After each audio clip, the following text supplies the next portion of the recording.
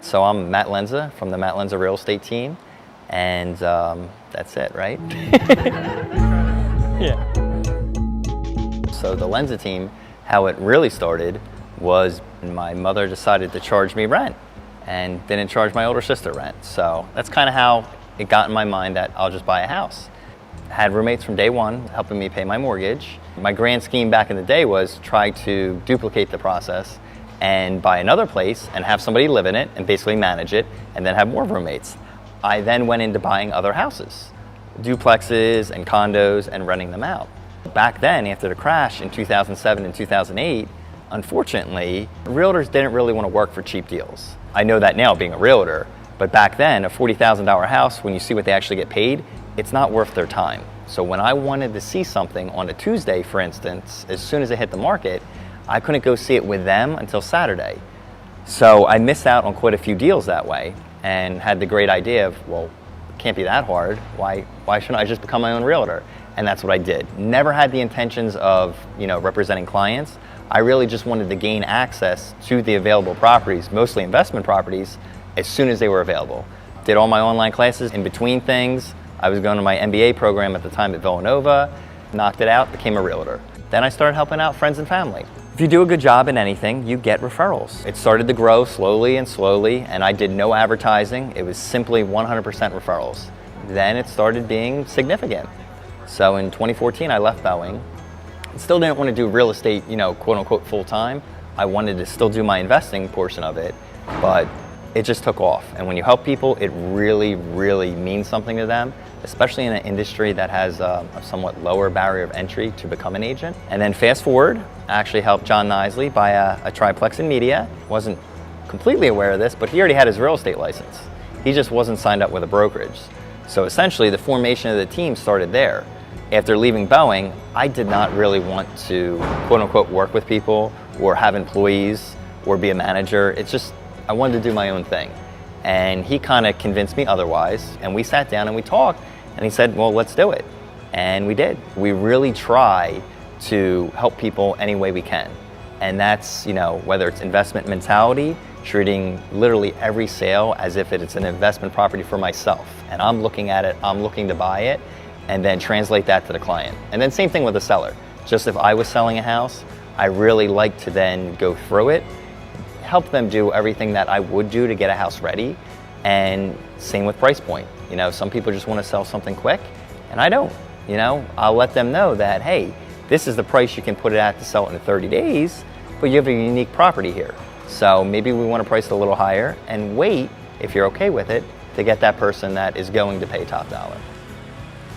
No problem. We'll set it up for tomorrow then, okay? All right, see you, Sandy. Bye-bye. The other teammates too, we didn't really actively go out and seek people from day one. They came to us. That really, really helps because they know that as a team, we really treat things as an investment. And that means a lot to us. That's how Tim came on board. He was actually selling his house on his own, and John met him. And Rob on the team, we go back to probably kindergarten. I actually grew up in Prospect Park. 4 schools pull in there, so it's Prospect Park, Glen Olden, Tinicum, and Norwood. And that's our feeder program for the high school. My family left basically when I was in college. I went to Lehigh, and then they moved to media. So that's my connection to Delaware County and my connection to media. It's a great place. And then obviously a connection to it now, since I work here, but also John, when he came on the team, he bought in media. But really what makes the team special is how we treat our clients.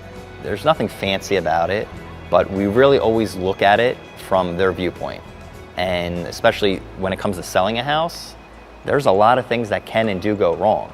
So that initial consultation when we sit down with them, that's important to kind of walk through and level set. Because another realtor may say, oh yeah, I just want the listing. Yeah, sure, we can sell your house for $400,000. I mean, every single listing appointment I go on, I bring out the computer, we're looking at live data. There's nothing pre-printed where I can, manipulate the numbers or make things look better than they are or worse than they are. I let them see. And then I bring them right down to the most important line too, what it sold for and if there was any concessions. And that's it. If a house sold for 400 and they gave 20 grand in seller's assist, the house sold for 380. So if my clients have a very similar house and they have 400 or 410 in their mind, I try to level set with them from day one to set expectations so they know that 380 is probably more reasonable.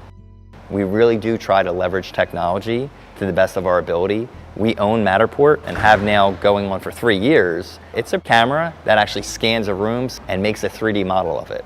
That's cool even for clients that are out of town for some of our properties, because they can not only look at some of the videos we post, but they can go in and it's basically a virtual tour. They can point and click and move all around the house.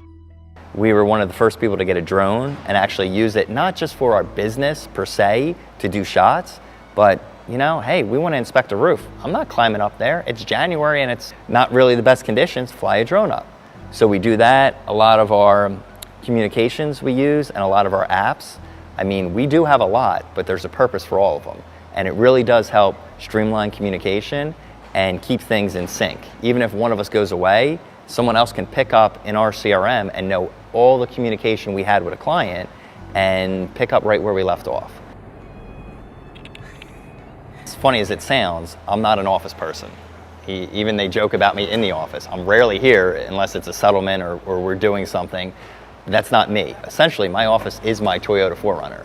I mean, I've been on the Blue Route 476 and had people call me before, and an offer needs to be in within an hour. So I'd pull over on the side, link up my phone to my computer for Wi-Fi access, and do it right there. If something needs to get done, we make it happen. I actually had clients before that were tied up, and house hit the market, 8 o'clock in the morning the next day. I scheduled a showing. I went there. I was there a little before 8 o'clock, went through, did a video for them, and while I was walking out, there was another realtor with their 2 clients. Basically said, hey, what are you doing here? It's not 8 o'clock yet. And I said, well, I got in a little soon, I went there, you know, did my thing, and he was like, well, where's your clients? I said, well, they're not here. You know, I previewed it for him. And he was a little taken back, but it was funny because his 2 clients, once he walked in, said, oh, that's really cool. Like, you did a video, you did this, everything was fine. I said, yeah. They said, oh, can we have your card? So a lot of people don't want to necessarily see every house because it's a lot. But I'm out there in the field doing this day in and day out, and sometimes can respond to a call immediately. And then, yes, it could be a great house for them. They're willing to put in an offer. Or, you know, you save yourself time too, because that house isn't going to work for them. They can watch 2 minutes of the video and see the layout and be like, this isn't for us. But they appreciate that responsiveness, and they truly appreciate someone that does things a little differently and a little more new age and utilizes technology.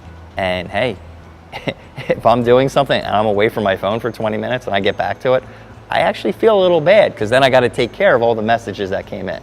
Now we have someone in the office that helps us do that, but again, it's the core of our team, urgency and making the client a priority, and for us, being proactive. As a real estate agent, I'm actually somewhat unique because I was an engineer before. So I really do utilize that experience with what I do now. So I was at Boeing for 7 years as an engineer, and that whole time I was investing in houses. So that is what actually enabled me to leave Boeing when I had enough investment properties where, you know, from the rental stream coming in, it completely offset my salary there. Bringing that to the table for a prospective client, that's something that I want them to know, because as an investor, I really do look at houses differently. When I go and check houses out, I don't just look at them and say, hey, they're nice. In fact, I look at the bad things. I'll look at the mechanicals, I'll look at the roof, I'll see if there's anything that can or should be changed with the layout to optimize it, you know, open concept. If a wall has to come out, I'm already going through there and doing that initial evaluation. So that's something I bring to the clients that's pretty unique. And obviously, being an engineer, it's on too. I'm not just making this stuff up. I know what can be done, and also since I do it myself for my own properties. I have 3 kids, a boy and 2 girls. Antonio's 6. We got Bella at 4 right now, and Eva at 2. If anyone ever talks to me and they hear kids in the background, that's usually one of the 3, and really do like to travel. So as the kids get older, I really want to do more and more of that. I did a lot of it before the kids were here, obviously easier to travel, but I really want them to have that aspect where they, you know, don't just see things in this little microcosm of where we live. They get a true worldly perspective of things. So that's kind of who I am. I mean, it really does come down to real estate investing. When you really do that, it's a part of who you are, so that'll never go away. But that's basically what I like.